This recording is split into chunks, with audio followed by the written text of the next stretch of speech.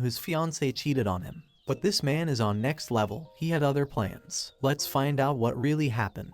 Here's the full story with an update. The main characters are myself, fiancé and fiancé's mom. Time frame, 2013 to 2016. It has obviously been several years since the incident and I literally have never told anyone in my new life about this. Tonight I have some good wine to drink and figure I'll let my fingers do the talking. I thought I had met the perfect woman. We met in the last year of college. We met at a party and hit it off instantly. She was a beautiful blonde with sun-kissed skin and she could have been a model. Think Kate Upton type figure. She was kind, compassionate, sympathetic, good listener, and had an active life with many friends. She liked my friends and it was awesome over the 3 years we knew each other and how our friend groups merged. Several of our friends began dating each other. It was some of the best times of my life. I was on for a post-grad in finance and she had a degree in contractual law. This is just to say we ended up being successful in our own rights. But I'm no slouch in the looks department either. 5 feet 11 inches, 190 pounds and like the gym.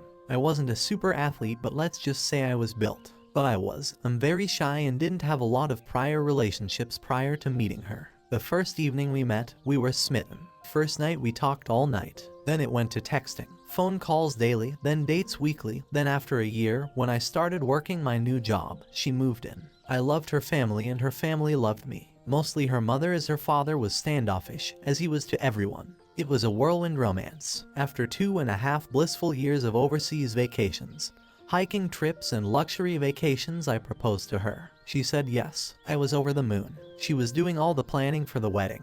We were talking about our futures together, buying a house, children and family trips that we were going to take together and all such things like that.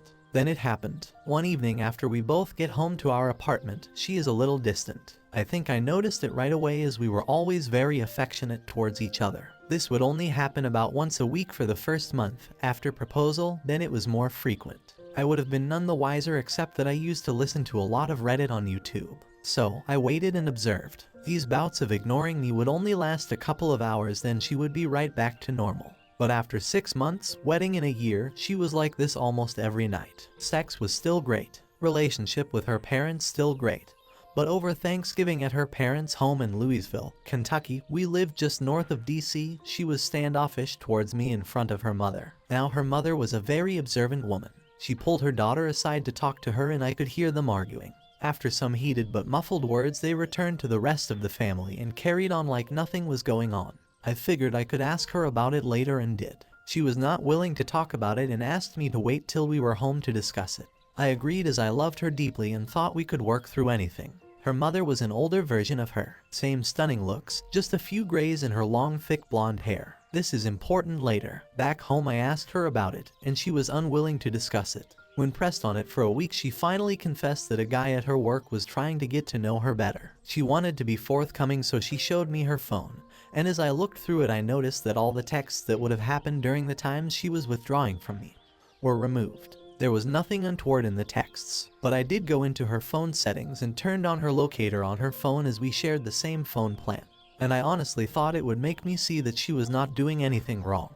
Was I wrong? That second weekend after Thanksgiving, she had a company Christmas party. I had planned on going but came down with food poisoning and had to back out. She had a girlfriend pick her from our apartment as they planned on drinking a lot, had a DD for the evening. We had planned on going out all night, so I told her to have a blast and I would see her in the morning.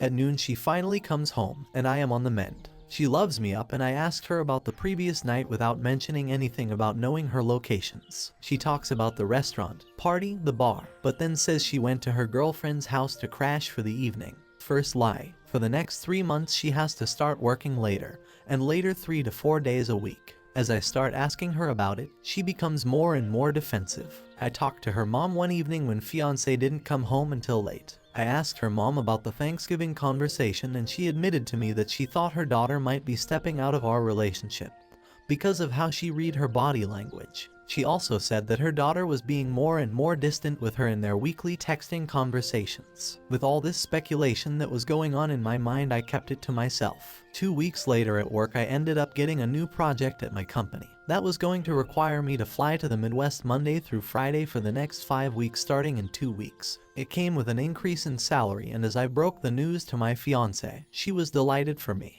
I didn't think though that she was excited for the same reasons I was. So, I went online and ordered 4 motion-activated spy cameras for my apartment. I put one in the living room, entry area, one in the kitchen, one in our bedroom, and one looking down our hallway. They were very small and connected to the internet via a hidden network, so they couldn't be spotted on the Wi-Fi network. I secured the cams with a password and waited. So, as I'm puking my guts out and barely able to get off the toilet for more than 30 minutes, I grabbed my phone and watched her location. First it was a restaurant, then the venue of the company party, then a bar. None of this alarmed me until I saw her phone stop in a downtown hotel. At this point I was miserable in more ways than 3. Projectile vomiting out my back, mouth, and now soul. I finally fell asleep due to sheer exhaustion at 2 a.m. At 7 a.m. I awoke and saw she was still at the hotel. On my first week out she had girlfriends over the first 2 nights and never worked late once. The 3rd night a guy came over. I was enraged, and sitting there in my hotel room screaming at the monitor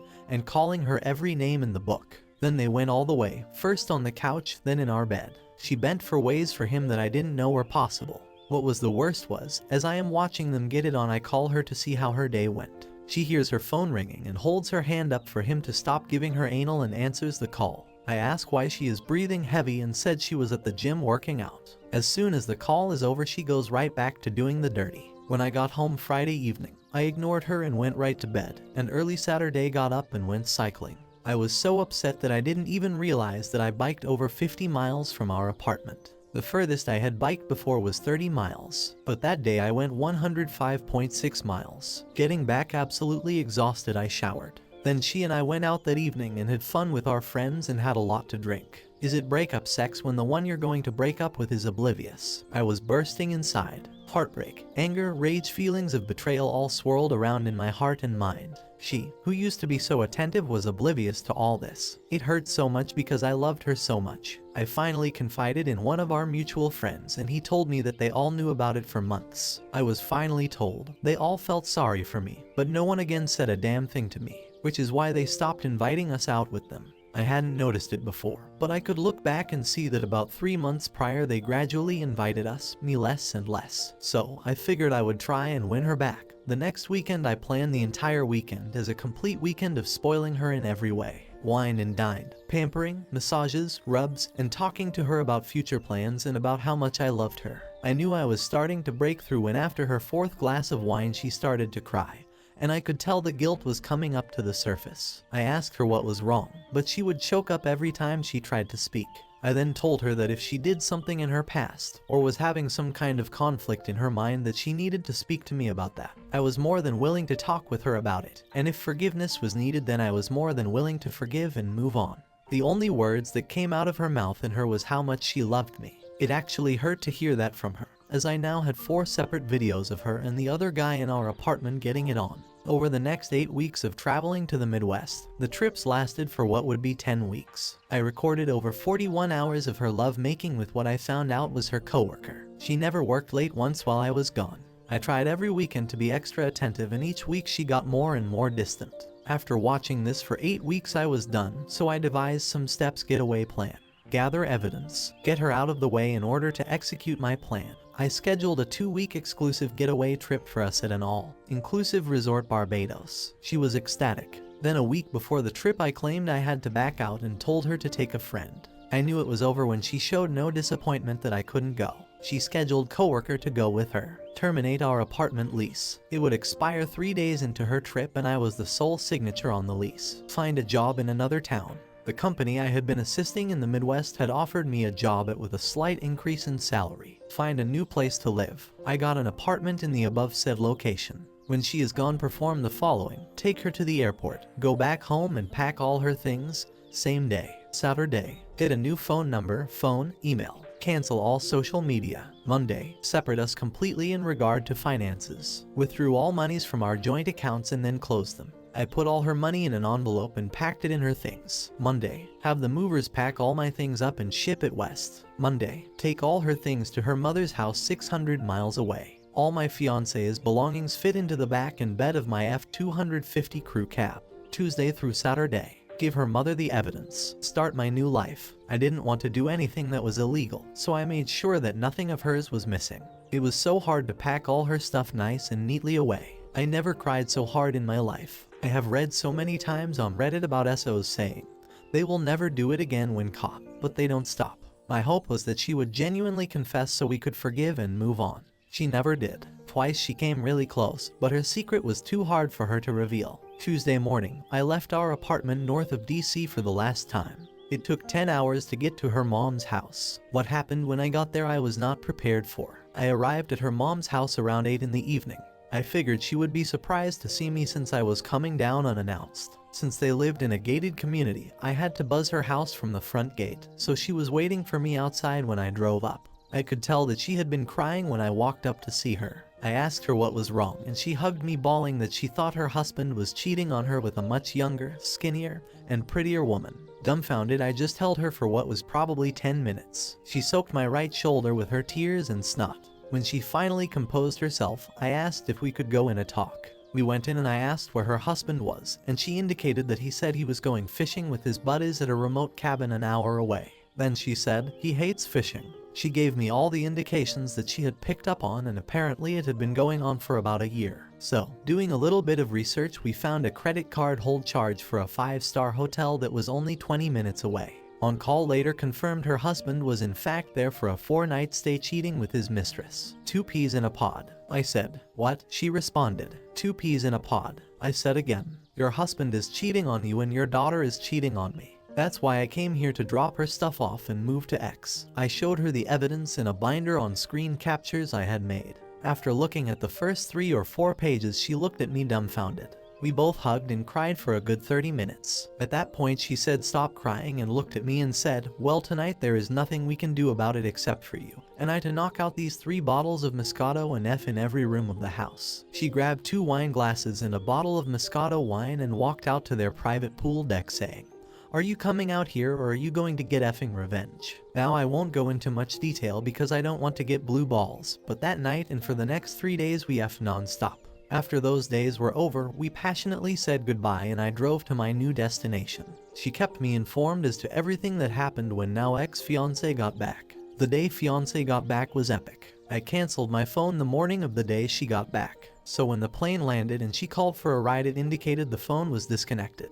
She apparently had her lover take her home. He dropped her off and left. When she came to the door, a strange couple, new tenants, answered the door and she freaked out. I can't tell you how many times she tried to call me because again the number was no longer valid. She went to her girlfriend's to stay for a time as coworker was already married. When she called her mom in a panic, her mom told her that I had come down and dropped off all her things and mentioned that all her monies were down there as well, 600 miles away. Her mom didn't tell her that she had effed me more in 3 days than fiancé and I had in the last 6 months. But she did tell her that she knew that she was cheating on me, and I said I had found a new job, place to stay and new career far away from her and all the friends we had, and that her mother was separating from her father due to infidelity. Apparently she cried for days and took a week off of work, but alas she found comfort in the arms of her married lover. Her mom never let her know where I was at. I had completely cut off that part of my life. The only link I had to that old life was fiancé's mom, and she has kept our secret to this day. Update: my ex-fiancé's mother, EFM, kept in touch with me for several months afterwards since we had a mutual loss of relationships, and shared in a revenge of sorts against our SOs. However, neither of our respective SOs found out what happened between EFM and I. EFM eventually came out to see me after 7 months in my new location, but much to many of you guys' disappointment, we only talked. We both actually regretted what we had done together but acknowledged that it was in the past and in the heat of the moment. Days of heat and moments. She said that her daughter knew that she, EFM, knew where I was and was very upset that she would not divulge my location.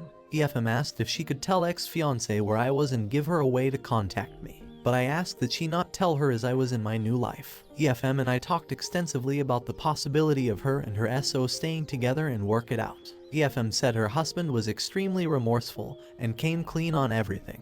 EFM said it was a lot to take in and had asked him what he was going to do to earn back her trust. He gave her all his digital passwords and let her see everything he had ever done to hurt their marriage. EFM ended up being very angry but recognized that he was actually trying to repair the marriage. EFM said her forgiveness to him would come in time, but the trust would take longer. What caused him to snap back into reality was that she confronted him about the affair and showed him the evidence of what his daughter had done to me. Also, EFM was an amazing woman in every way imaginable. She also stated that if he went outside the marriage, then she would be allowed to do so again.